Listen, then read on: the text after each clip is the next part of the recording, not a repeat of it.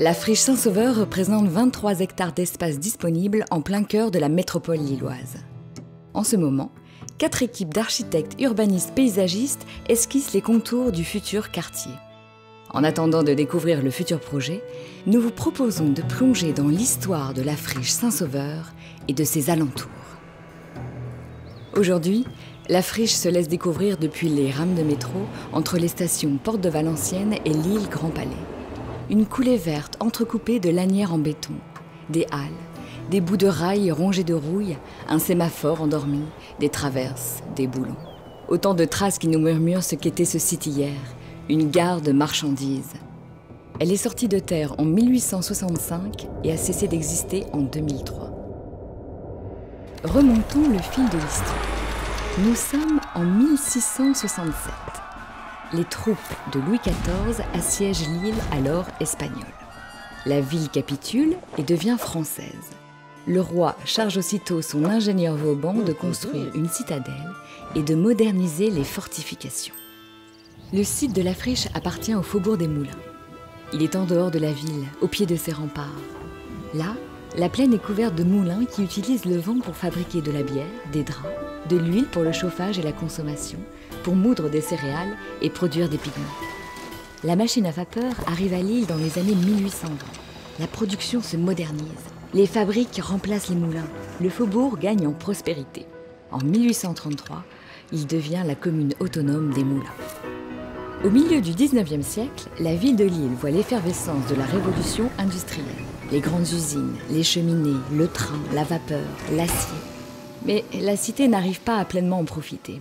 Elle est confinée dans ses remparts et ne peut s'étendre. Plusieurs industries prospères lui échappent. Elle préfère s'installer dans les communes autour. C'est également en dehors de l'île que le chemin de fer arrive. Les autorités militaires refusent de percer les remparts. Alors, en 1846, le train s'arrête à Fives, aux portes de Lille. Face à l'essor menaçant de ses voisines, l'île ne peut rester simple spectatrice. Elle doit réagir. 2 ans après la gare de Fives, un premier débarcadère intramuros est installé place des Bus. C'est l'ancêtre de l'actuelle gare Lille-Flandre. Puis, l'empereur Napoléon III autorise l'île à s'agrandir en 1858. La ville intègre les communes de Oisem, Équermes, Moulins, Fives et Saint-Maurice-des-Champs. La cité protège son territoire agrandi par de nouvelles fortifications. Une nouvelle trame urbaine connecte les territoires annexés à l'ancien Lille. De larges boulevards bordés d'arbres organisent la ville autour d'un nouveau centre urbain. C'est la place Napoléon III, l'actuelle place de la République.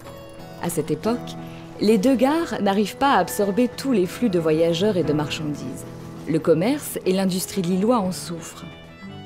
Après d'intenses débats, la ville, la Compagnie des chemins de fer du Nord et les autorités militaires prennent une décision. Les voyageurs et les denrées périssables, poissons, choux, carottes, iront à la gare Lille-Flandre. Pour les produits non périssables, charbon, bétail, céréales, il faut créer une nouvelle gare.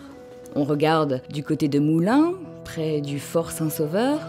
L'emplacement est prometteur. Les terrains sont peu lotis et peu chers. Les moulins et fabriques sont proches. Le réseau ferré existant passe juste à côté, à l'est.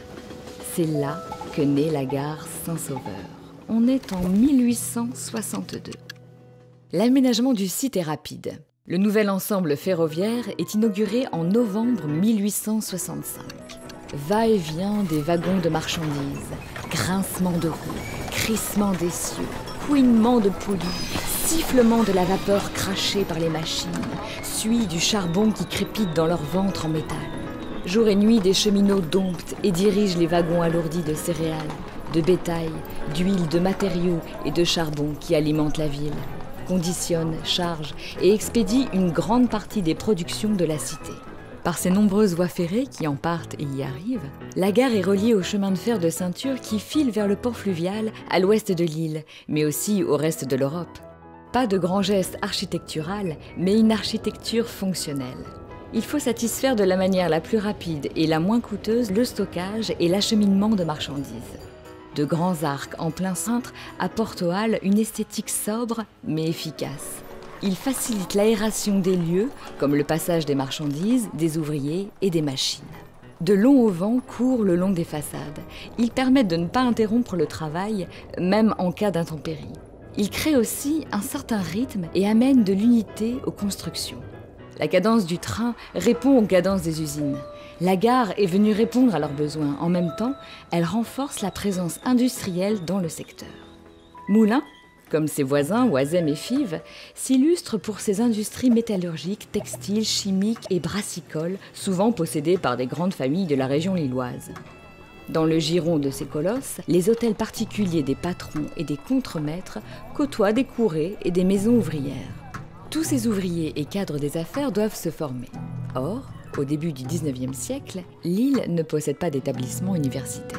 En 1854, Napoléon III autorise la création d'une faculté des sciences. Elle s'installe dans le quartier Saint-Michel. C'est le début d'une vague d'universités et d'écoles qui s'implantent tout autour de la gare Saint-Sauveur.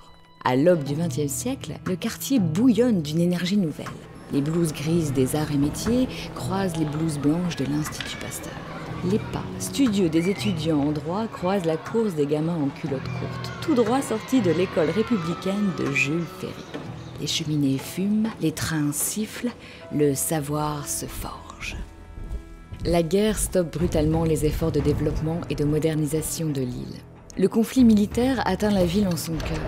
Le quartier de Moulins n'est pas épargné. Entre les portes de Valenciennes et de Douai règne un paysage de désolation. Pour revenir à la vie, l'île doit se reconstruire. Gravement endommagée, la gare de marchandises est l'un des premiers sites rétablis. Elle reconstruit et modernise 7 de ses halles et l'intégralité de son réseau. Par là, transitent tous les matériaux nécessaires à la reconstruction lilloise.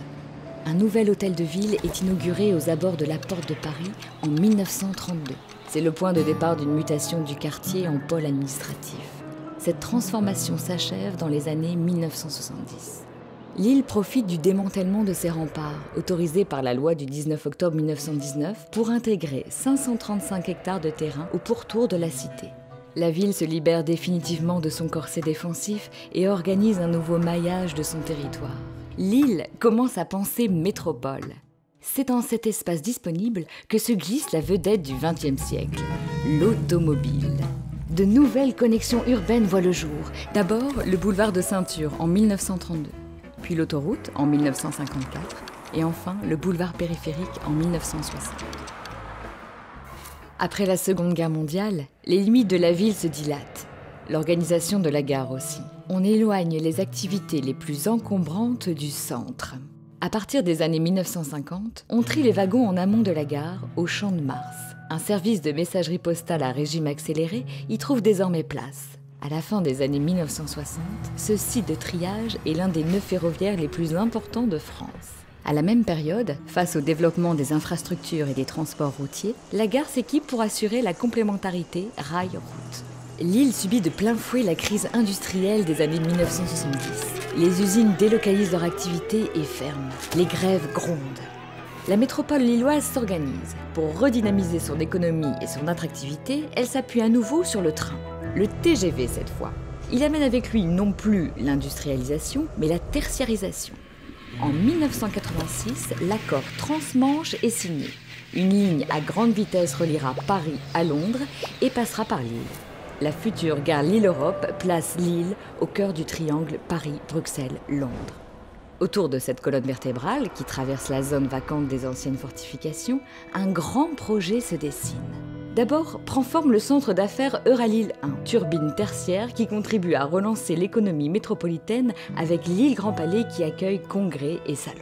Le détournement du périphérique permet ensuite de réintégrer une partie du territoire lillois dans le centre-ville. C'est là que s'installe en 2008 le siège de région, puis que se développe le quartier du Bois habité. Plus au sud, les grues s'activent sur le renouveau du quartier de la Porte de Valenciennes.